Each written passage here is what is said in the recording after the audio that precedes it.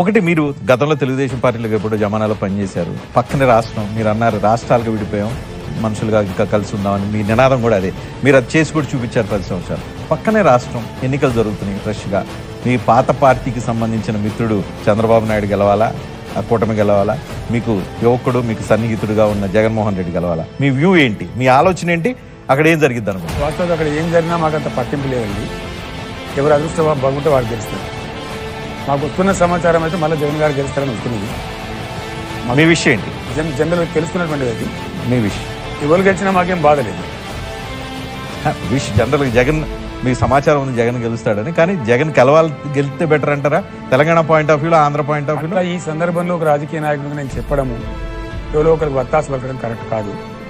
వాళ్ళ రాష్ట్రం వాళ్ళ రాజకీయాలు వాళ్ళు చేసుకుంటున్నారు. కానీ నాకు అందే సమాచారం మేరకు అయితే జగన్ గెలుస్తాడని చెప్తున్నారు.